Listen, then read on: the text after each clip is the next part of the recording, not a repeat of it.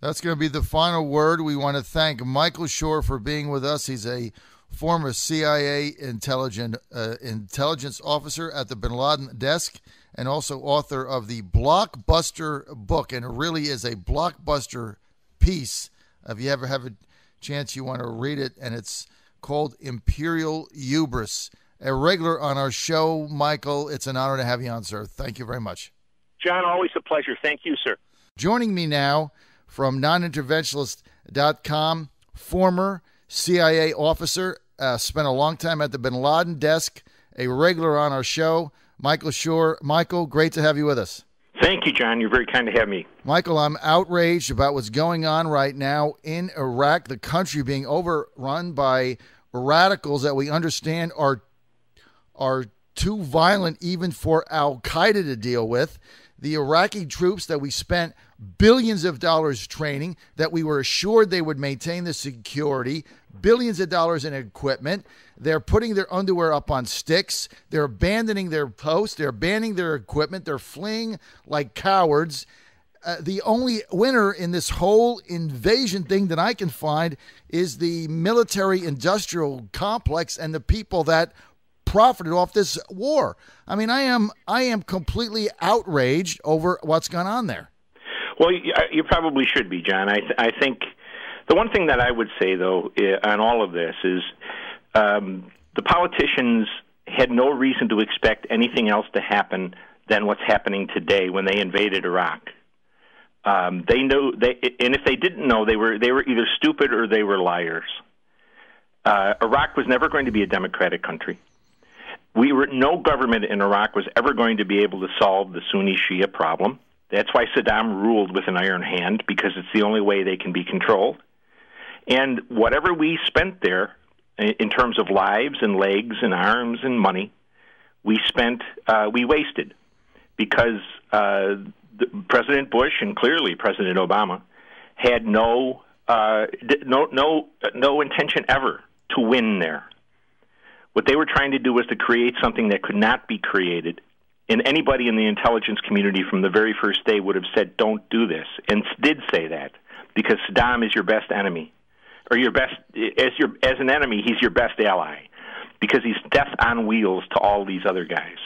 Now what we're seeing is the Sunnis coming back with the support of all our allies in the Gulf. Their money and their guns are coming from the Saudis and the Kuwaitis and the Omanis and the rest of them. Because the one thing they cannot possibly tolerate in their world is a Shia government in Iraq. So this is people are going to run around and say this is unexpected consequences, and it's ridiculous because they were all predictable. And even a dumbhead like me predicted them in 2004.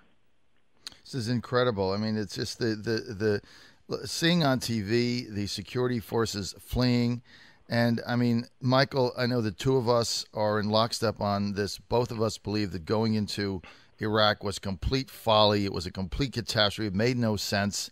And now you look at what's going on, and you want to throw up because it's all those lives. I mean, what do you tell the American taxpayer that spent trillions of dollars and drove the company in debt? What do you tell the moms and dads and the loved ones of our young men and women in there that lost their lives? What do you tell those who are now in wheelchairs over this thing? What do you possibly tell them now? Do you have any idea?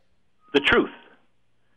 Mr. Bush and his coterie of lieutenants and Mr. Obama, who kept our army there until it was useful politically to withdraw them, were wasted individuals. Those lives were wasted. And what the American people should be told is that the generals who commanded them, who were in charge of protecting them and bringing back as many as they could, played along.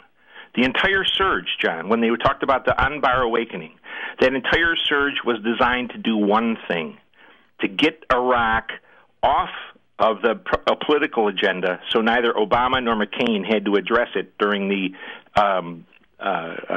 presidential election of 2008. And what made that clear is they didn't close the border between Syria and Iraq so they could have driven the hammer against an anvil and really wiped those people out. They just let them go to fight another day. We're facing a situation where we have wasted 6,000 lives, 40,000 wounded, and an unprecedented number of maimed people for exactly nothing. And what's going to happen, John, this is Act 1. Act 2 is going to be Afghanistan. We've pumped more money, we've pumped more guns into those countries than into Afghanistan. And what's going to happen when we go is exactly what's happening in Iraq. But what will happen there is that a Sunni government will take over, a Taliban-like government, and it will become a base from which people will come to train and learn and plan to attack us and our allies.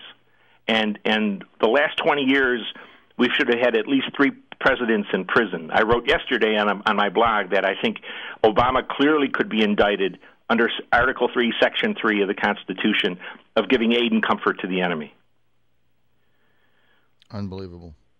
718, this is the John Fredericks Radio Network across Virginia. We're with our, I guess, a resident now, right? Giving you resident status of the John Fredericks Show. Michael Scheuer, former CIA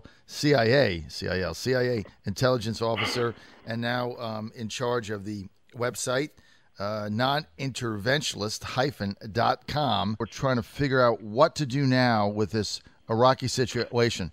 Okay, Michael, we complained about it. Now, going forward now, what do we do? Take the phone off the hook, John. No one answers when Maliki calls for help. We're on vacation, we're busy, whatever it is. But the idea of getting us back involved in that is idiocy.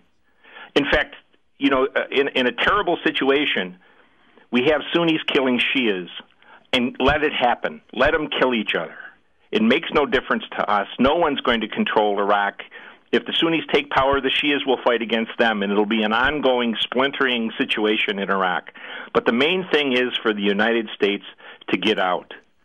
But I've been told by several people that we've been pumping guns in there very, very quickly in the last 6 months. So you know, we ought to stop that also. Let them kill each other if that's what they want.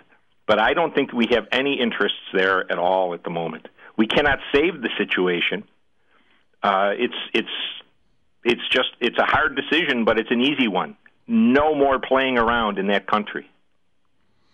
Now, what about the fact that President Maliki, we understand, has called on President Obama to give him air cover, bomb these insurgents with drones?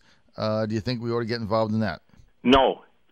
It's not going to work. Air power never wins anything. We've proven that consistently. Unless a plane is carrying an atomic bomb, air power wins nothing. It didn't win in Afghanistan. It didn't win in Iraq. If it could have won, it would have won in Vietnam. All it's going to do is delay whatever is going to happen there, and it's going to prove the Americans are always going to intervene in the affairs of Muslim countries. And what do we get out of it, John? Nothing.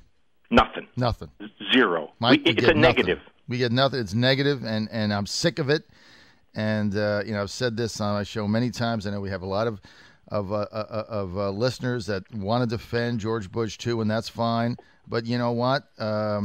Everybody's got an opinion, but the facts don't lie. The facts of the matter is George Bush too is going to go down in history as one of the two worst presidents ever, tied maybe or just behind the one we've got in there now. The decisions he made were disastrous. That we were lied to over and over. I'm sick of the whole thing. I'm with you 100%.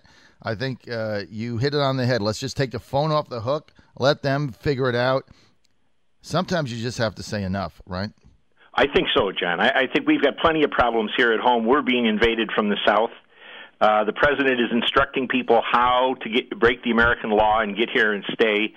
And we just have a lawless country at the moment, and I think that probably, from the perspective of the Americans, of an average American citizen, and certainly from the founders' perspective, that's something that needs to be taken care of and taken care of quickly. That's going to be the final word. Michael Scheuer, we want to thank him for being with us, saying that we have a lawless country right now in America. If you can't control your borders, you have no sovereignty. You're not even a country. I don't know what we are right now. This thing is a disaster all over the place. 726. Thanks, Michael. Thank you, John.